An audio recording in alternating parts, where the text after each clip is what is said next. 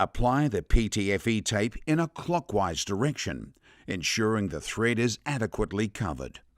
Screw the float valve into the trough inlet by hand, using the body of the valve until tight. Finish tightening using the body of the valve with a wrench or multi-grips until tight. The compact lever version has 3 adjustment positions for the float on the lever to achieve the desired water level. Should the level extension be required, unscrew the float from the lever using a Phillips head screwdriver.